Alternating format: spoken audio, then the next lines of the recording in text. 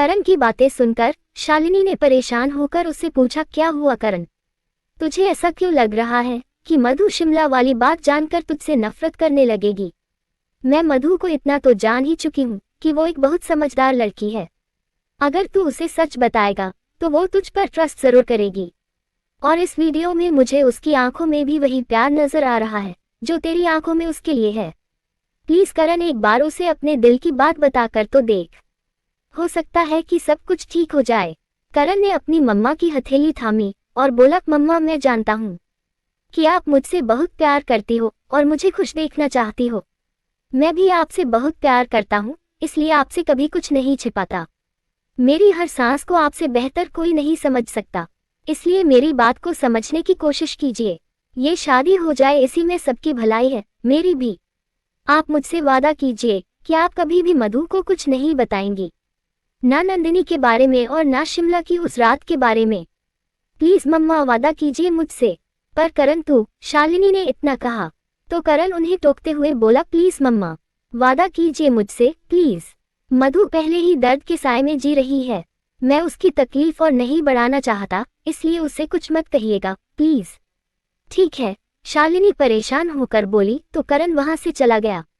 पर वो जैसे ही शालिनी के कमरे से बाहर आया तो उसकी नजर ऋषभ पर पड़ी, जो सिगरेट पीते हुए अपने कमरे की ओर बढ़ रहा था।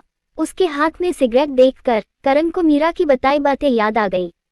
वो गुस्से में ऋषभ की ओर बढ़ा और उसने उसके हाथ से सिगरेट छीनकर जमीन पर फेंक दी और फिर ऋषभ को घूरते हुए सिगरेट को अपने पैर से मसलने लगा। उसकी इस हरकत से ऋषभ बबूला हो उठा, पर वो कुछ कहता उसके पहले ही करण उसे घूरते हुए बोला, आज के बाद अगर मुझे इस घर में सिगरेट नजर आई ऋषभ, तो मुझसे बुरा कोई नहीं होगा, समझे तुम? हाउ डेयर यू, हिम्मत कैसे हुई तुम्हारी मुझसे मेरे ही घर में इस तरह की बात करने की? ऋषभ गुस्से में भड़का। करण उसे घूरते हुए बोला, तुम्हारी किसी भी बकवास का जवाब देना मैं जरूरी नहीं समझता। बस आज के बाद मेरे सामने सिगरेट मत पीना, समझे तुम? इतना कहकर वो गुस्से में अपने कमरे में चला गया। उसके जाते ही ऋषभ ने गुस्से में टेबल पर रखे फ्लावर पॉट पर अपना हाथ दे मारा। फ्लावर पॉट कारपेट पर जा गिरा और वो गुस्से में अपने कमरे की ओर चला गया। करण ने रूम में अंदर आते ही अपने रूम का दरवाजा अंदर से बंद किया और परेशान होकर बेड पर बैठ गया। उसके दिमाग में बहुत कुछ चल रहा था। बार बार उसे मधु का डरा हुआ चेहरा नजर आ रहा था। उसे वो पल याद आ रहा था जब मधु सड़क पर बैठकर रो रही थी। वो बेड से उठा और खिड़की के पास आकर खड़ा हो गया। वो मन ही मन बोला, मैं तुम्हारे दर्द की वजह नहीं बनना चाहता मधु, पर फिर भी किस्मत ना जाने क्यों मुझे ही तुम्हारी तकलीफ की वजह बना देती है। पहले मेरी वजह से तुमसे तुम्हारा घर और परिवार छूटा, और अब मेरी ही वजह से तुम्हारा डरावना अतीत फिर से तुम्हारे सामने आकर खड़ा हो गया है। शायद मेरा साया भी तुम्हारे लिए ठीक नहीं है, इसलिए यही अच्छा होगा कि मैं तुमसे दूर रहूं।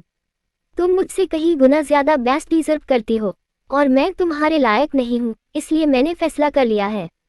अब मैं तुम्हारे दर्द की वजह कभी नहीं बनूंगा। मैं रिद्धिमा से शादी करूंगा ताकि तुमसे हमेशा के लिए दूर हो जाऊं। पर इसका ये मतलब बिल्कुल नहीं है मधु कि मैं यूं तुम्हें दर्द के साए में अकेले छोड़ दूंगा। मैं भले तुम्हारे सामने ना आऊं, तुम्हारे करीब ना आऊं, पर फिर भी तुम्हारी ढाल बनकर हमेशा तुम्हारे साथ खड़ा रहूंगा। आज के बाद उस रात के डर की परछाई भी तुम तक नहीं पहुंचने दूंगा। जब तक मैं उस आदमी को ढूंढ नहीं लेता चैन से नहीं बैठूंगा। बस एक बार वो आदमी मेरे सामने आ जाए, तुम्हारी आंखों के सामने उसका वो हाल करूंगा कि देखने वालों की रूह कांप उठेगी। होटल से मुझे आज सीसीटीवी फुटेज भले ना मिली हो, पर कल सुबह फुटेज मेरे सामने होगी और वो आदमी भी। उसके बाद तुम्हारा ये डर हमेशा के लिए खत्म हो जाएगा और तुम अपनी जिंदगी की एक नई शुरुआत मुस्कुराकर करोगी। करण यही सोचते हुए रात भर वही खड़ा रहा। कब सुबह हो गई उसे पता ही नहीं चला। अचानक उसके कमरे के दरवाजे पर दस्तक हुई और वो चौंक गया। उसने घड़ी की ओर देखा तो सुबह के 6 बज चुके थे। उसने जाकर दरवाजा खोला तो सामने शोभा हाथों में पूजा की थाल लिए खड़ी थी। गुड मॉर्निंग दादी, करण हल्की सी मुस्कुराहट के साथ बोला। शोभा ने आरती की थाल उसकी ओर बढ़ाई तो उसने चुपचाप आरती ले ली। शोभा मुस्कुराते हुए बोली, कल से आपकी शादी की रस्में शुरू हो जाएगी बेटा, और आज हम सब भी उदयपुर के लिए निकल जाएंगे। इसलिए हमने सोचा कि खजराने जाकर गणपति बप्पा से ये मन्नत मांगाए कि आपकी शादी बिना किसी विघ्न के हो जाए, क्योंकि आपकी और रिद्धिमा की शादी हमारा सबसे बड़ा सपना है। करण ये सुनकर हल्के से मुस्कुरा दिया। शोभा ने उसके हाथ में प्रसाद का लड्डू रखा और बोली, आपकी शादी के बाद जब हम इंदौर लौटेंगे तो हम आपको और आपकी दुल्हन को सबसे पहले खजराना मंदिर ही लेकर जाएंगे। वहां हम अपनी बहू के हाथों की छाप मंदिर की दीवारों पर लगवाएंगे ताकि आप दोनों पर बप्पा की कृपा हमेशा बनी रहे। करण ने प्रसाद खाया और अपनी दादी की दोनों बाहें पकड़कर उन्हें बैग पर बैठाते हुए बोला, दादी आपका सपना जरूर पूरा होगा, पर अपना सपना पूरा करने के चक्कर में आप अपनी तबीयत खराब मत कर लेना। पता चला कि आप मेरी शादी की खुशी में अपनी मेडिसिन लेना ही भूल जाए। हम ऐसा बिल्कुल नहीं करेंगे करण, क्योंकि अब हम लंबी उम्र चाहते हैं। हम आपकी शादी के बाद आपके बच्चों को भी अपनी गोद में खिलाना चाहते हैं, शोभा बोली। करण ने चेयर पर रखा टॉवल उठाया और बोला, दादी एक बात बताइए, आपको सिर्फ मेरी शादी और मेरे ही बच्चे देखने हैं क्या? क्योंकि इस घर में मेरे अलावा आपके 2 और पोते और 2 पोतियां भी हैं। माना कि राधिका दी की शादी हो चुकी है और वो बहुत जल्द आपको परनानी बनाने वाली है, पर बाकियों की शादी के सपने भी तो देखिए। ये सुनकर शोभा मुस्कुरा दी। हमारे वो सपने तो बहुत आसानी से पूरे हो जाएंगे बेटा। बस एक आप ही थे जो नंदिनी के जाने के बाद शादी के नाम से भी भाग रहे थे, इसलिए हमें सबसे ज्यादा आपकी फिक्र रहती है। पर 3 दिन बाद हमारी ये फिक्र हमेशा के लिए खत्म हो जाएगी। करण बिना कोई जवाब दिए अपना सिर हिलाकर वॉशरूम में चला गया। शोभा भी मुस्कुराते हुए उठकर चली गई। वो जैसे ही सीढ़ियों से नीचे आई तो उनके घर में डेकोरेशन का काम शुरू हो चुका था। तभी शांति किचन से बाहर आते हुए पूजा से बोली, पूजा जा जरा एक बार फिर से शगुन का सामान देख ले, कहीं कोई चीज रह तो नहीं गई। भाभी मुझे याद है कि शादी की ये रस्म यही होगी। आज हमें शगुन लेकर रिद्धिमा के घर जाना है और उसके बाद ही हम सब उदयपुर निकलेंगे, इसलिए मैंने सारा सामान कल रात ही माँ के रूम में रखवा दिया था। बस फ्रूट्स और मिठाइयाँ ही रह गई है, वो भी थोड़ी देर में आ जाएंगी। पूजा ने इतना कहकर वही सोफे पर बैठे अतुल को चाय दी तो वो चाय का कप लेते ही बोला, आप लोग प्लीज ये रस्म जरा जल्दी निपटा लीजिएगा, कहीं आपकी इस रस्म के चक्कर में हमारी फ्लाइट मिस ना हो जाए। शोभा भी आकर उसकी बगल में बैठी। हमारे पोते की शादी की कोई भी रस्म जल्दबाजी में नहीं होगी, सारी रस्में बहुत अच्छे से और आराम से होगी। ये सुनकर अतुल मुस्कुरा दिया और बाकी सब भी, पर शालिनी खड़ी सबकी बातें सुनकर बहुत परेशान थी। आरव भी ऊपर खड़ा ये सब सुनकर शालिनी का चेहरा देखकर परेशान हो गया। शालिनी की नजर जैसे ही उस पर पड़ी तो वो गुस्से में अपने कमरे में चला गया। उसे जाते देख शालिनी मन ही मन बोली, हे भगवान, कहीं ये लड़का घर में कोई तमाशा खड़ा ना करवा दे, क्योंकि जब भी बात करण की होती है तो ये दिमाग की नहीं सिर्फ दिल की सुनता है। मुझे इसे समझाना पड़ेगा। इतना कहकर वो ऊपर उसके कमरे की ओर बढ़ने लगी। आरव अपने रूम में परेशान सा बेड पर बैठा हुआ था। शालिनी आकर उसकी बगल में बैठी और उसके सिर पर हाथ फेरते हुए बोली, आरव गुस्सा करने से कुछ नहीं होगा बेटा, हमें अगर ये शादी रोकनी है तो ठंडे दिमाग से काम लेना होगा। जल्दबाजी में कुछ भी ऐसा मत कर बैठना जिससे कि बात बिगड़ जाए। इस शादी को अगर कोई रोक सकता है तो वो सिर्फ और सिर्फ करण है, इसलिए घर वालों के सामने कोई भी बात करने का कोई फायदा नहीं होगा, बल्कि मुश्किलें और बढ़ जाएगी।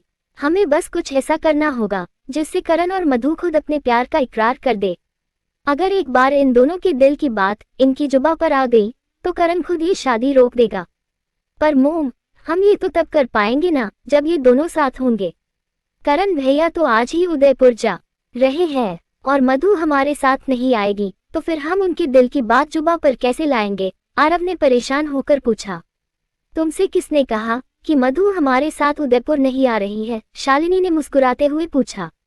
आरव ने तुरंत उसे हैरानी से देखा तो शालिनी की मुस्कुराहट और बढ़ गई।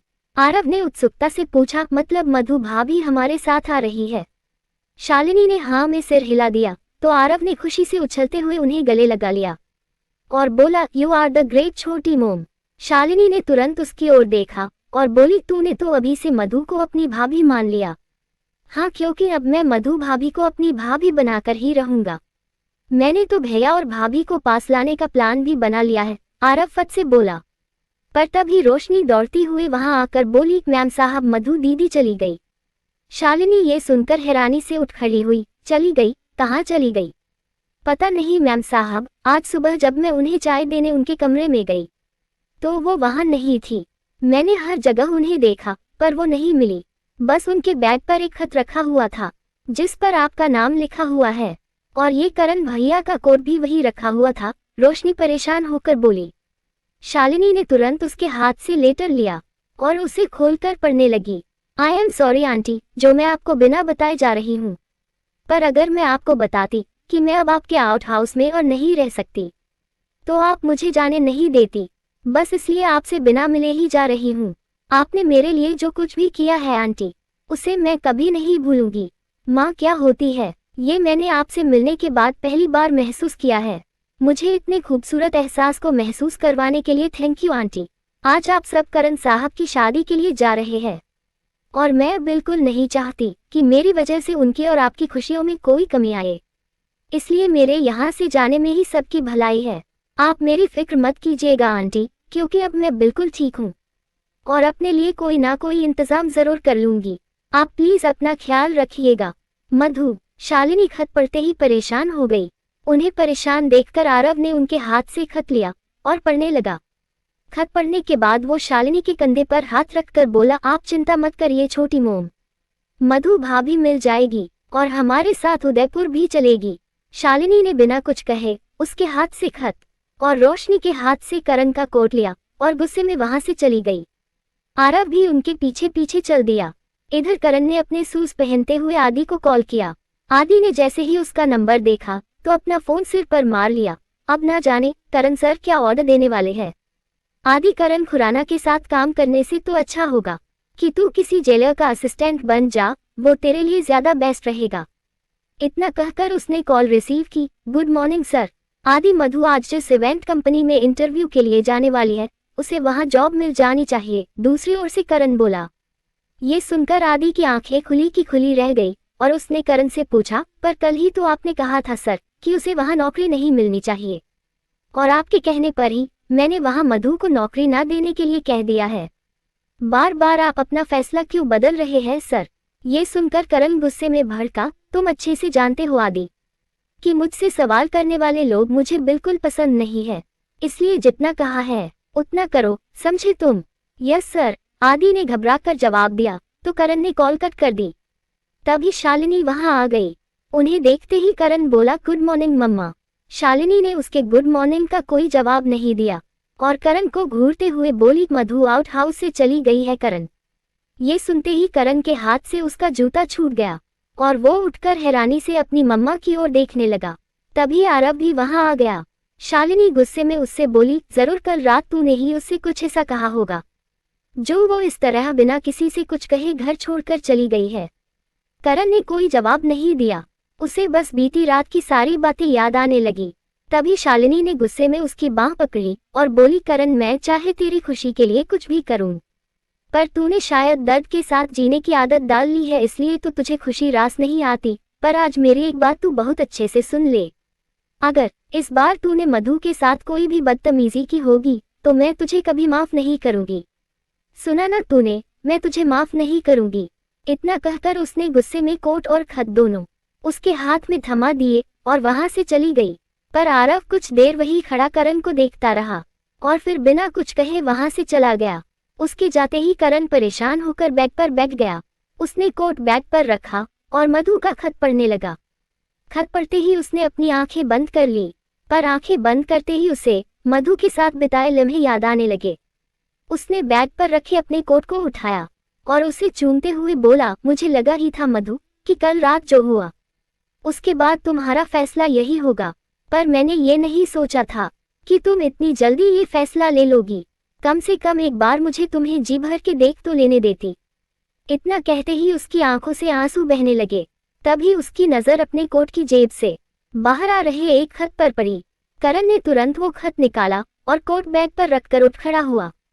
उसने हिम्मत करके वो खत खोला और उसे पढ़ने लगा।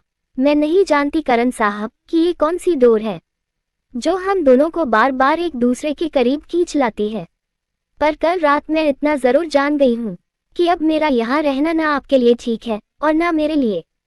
3 दिन बाद आपकी शादी है और मैं आपके सामने रहकर आपकी मुश्किलें बढ़ाना नहीं चाहती, इसलिए आपके आउट हाउस से जा रही हूँ। आपने मेरे लिए इतना कुछ किया है कि आपको थैंक यू कहकर आपके किए को छोटा नहीं करना चाहती, और मैं ये भी नहीं चाहती कि मेरे अतीत के काले गहरे साए आपको भी उन अंधेरों में खींच ले जहां इस वक्त मैं घिरी हुई हूँ।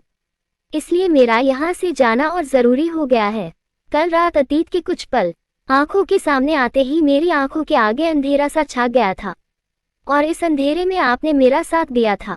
कल रात अगर आप नहीं होते तो शायद मेरा डर मेरी जान ही ले लेता, पर एक बार फिर आपने मेरी जिंदगी बचा ली। वैसे मेरी जिंदगी इतनी कीमती तो नहीं है, पर फिर भी मेरी जान बचाने के लिए आपका बहुत बहुत शुक्रिया। आज के बाद मधु जब भी भगवान के आगे अपने हाथ जोड़ेगी तो सिर्फ आपकी खुशी मांगेगी, आपकी मुस्कुराहट मांगेगी। अगर जाने अनजाने मैंने कभी भी आपको चोट पहुंचाए हो तो प्लीज मुझे माफ कर दीजिएगा। वैसे ज्यादा गुस्सा सेहत के लिए अच्छा नहीं होता, इसलिए अगर हो सके तो अपने गुस्से पर थोड़ा सा कंट्रोल करना सीख लीजिएगा, और अपना ख्याल रखिएगा। चलती हूँ। मधु। उसका खत पढ़कर करण खुद से बोला, हम दोनों का एक दूसरे से दूर रहना ही सही होगा मधु, पर फिर भी मैं तुम्हें इस मुश्किल घड़ी में अकेले कभी नहीं छोड़ सकता। वो आदमी तुम्हें तो क्या, तुम्हारे साए को भी कभी नहीं छू पाएगा। उस आदमी को ढूंढकर उसे उसके अंजाम तक पहुंचाना अब मेरी जिंदगी का मकसद बन गया है।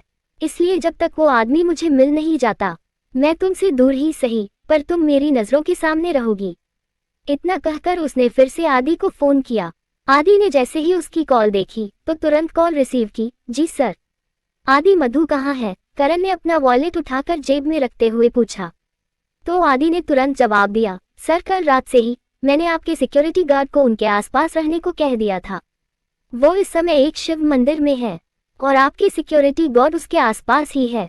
ठीक है, मधु को पता नहीं चलना चाहिए कि कोई उस पर नजर रखे हुए है, और गार्ड्स को फोन करके कहो कि अगर मधु के आसपास कोई भी ऐसा इंसान नजर आए जो उसके करीब जाने की कोशिश करे या उसे नुकसान पहुंचाने की कोशिश करे तो उसे बिना मधु को पता चले तुरंत अपनी गिरफ्त में ले ले और मुझे इन्फॉर्म करे। करण अपनी गाड़ी की चाबी ढूंढते हुए बोला।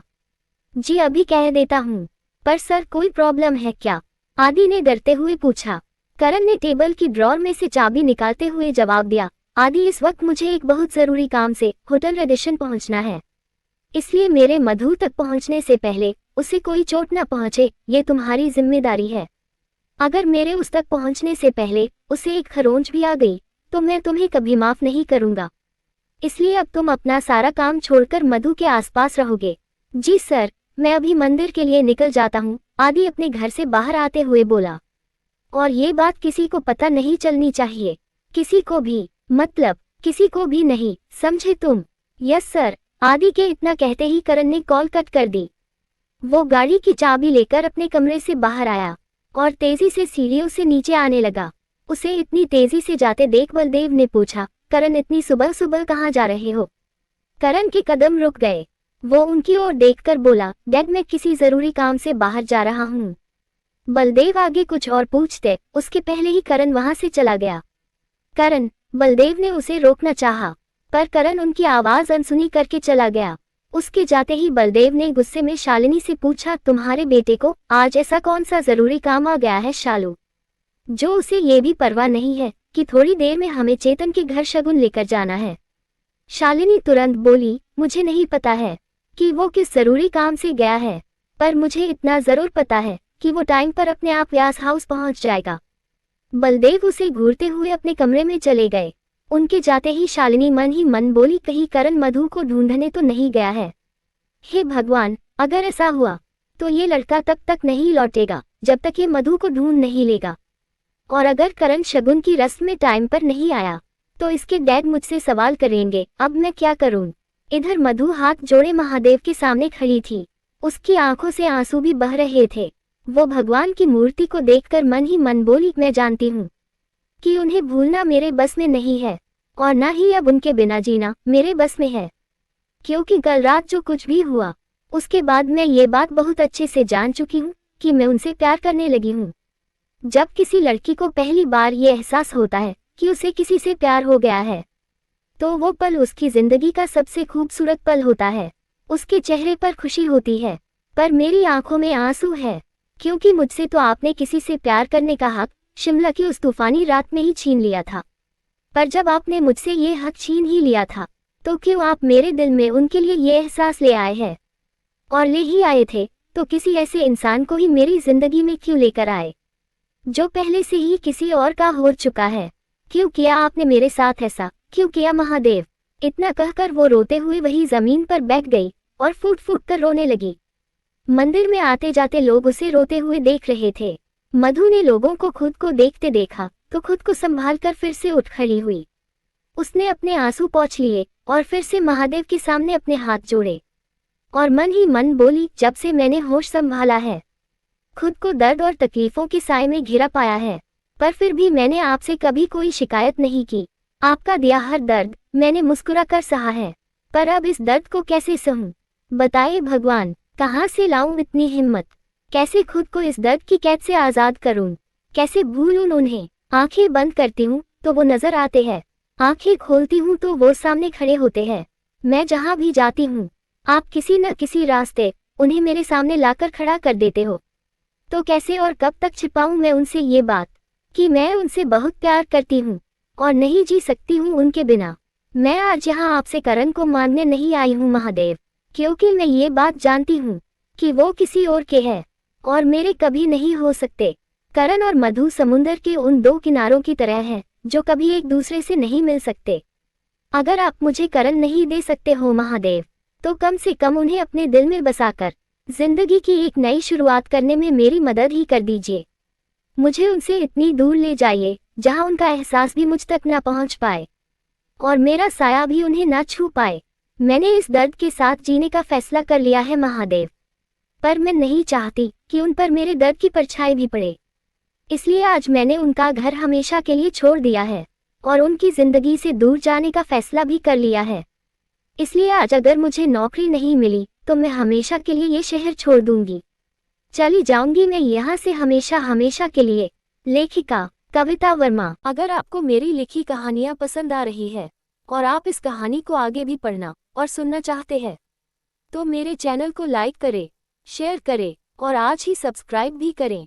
Thank you for watching this video.